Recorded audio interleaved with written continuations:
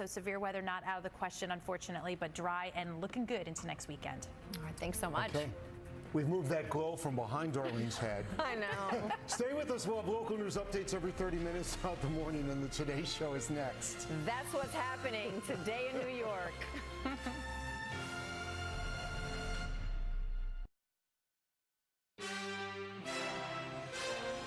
Good morning. Falling back.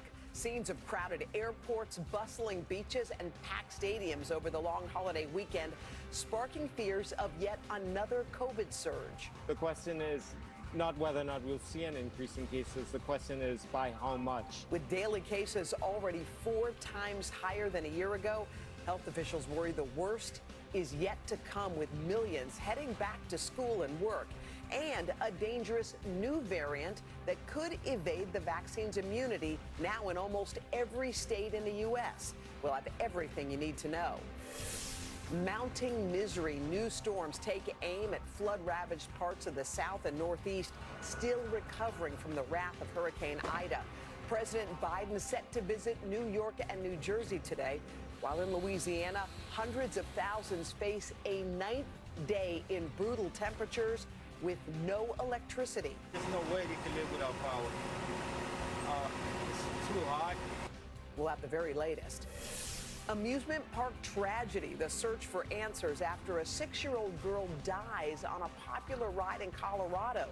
So what went wrong? We'll take you inside that investigation. Bizarre twist, a prominent attorney in South Carolina wounded in a weekend shooting months after the unsolved double murder of his wife and son. Now out of a job and in rehab, his law firm now accusing him of misusing funds. Straight ahead, what his lawyer and police are saying about the latest stunning development. All of that plus today exclusive, Monica Lewinsky back in the spotlight. The inspiration behind a new series on the scandal that brought down a president. It's just he's unavailable. She'll join us live in Studio 1A. And honoring an icon. Our Today Show family sharing their fondest memories of Willard Scott. Willard brought fun, not just to the weather. He brought fun to morning television. As the tributes pour in for the one and only Uncle Willie. Today, Tuesday, September 7th, 2021.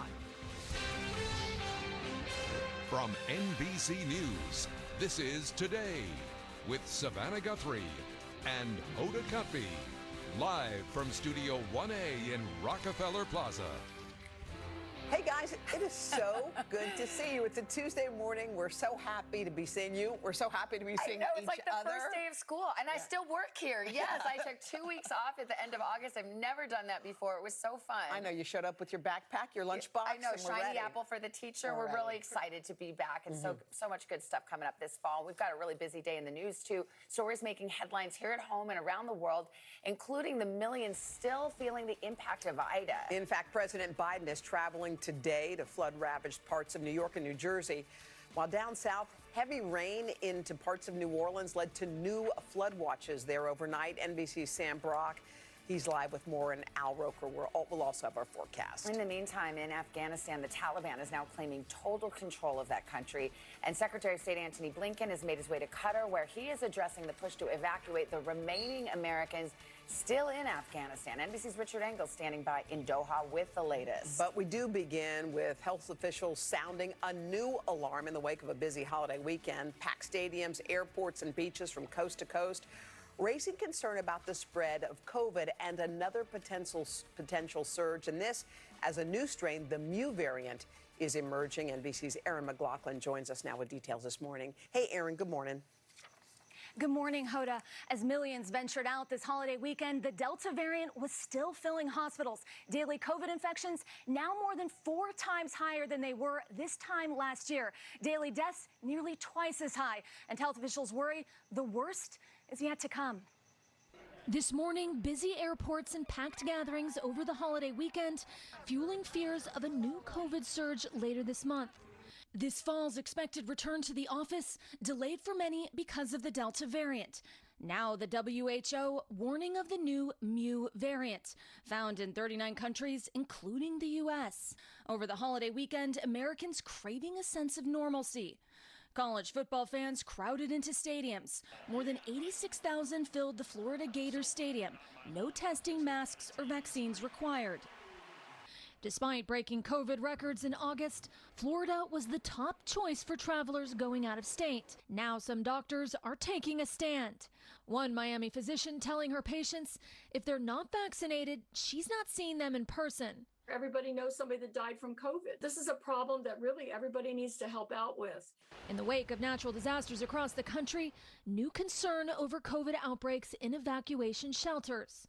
Just miles from the ferocious Caldor fire in Northern California, physician assistant Ariana Campbell is part of a medical strike team, going into shelters and assessing evacuees for the virus. You know, only half of my population is fully vaccinated here, and that's posed a lot of risk. With millions of kids heading back to class this week, many schools are already dealing with outbreaks. 1/5 of all districts in Kentucky temporarily closing because of infections. Let's go have a talk.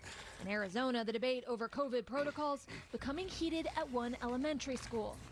3 men threatening the principal with citizen's arrest. And I am going to have both of your staff arrested. And you arrested as well. After one of their sons was told to quarantine because of possible COVID exposure.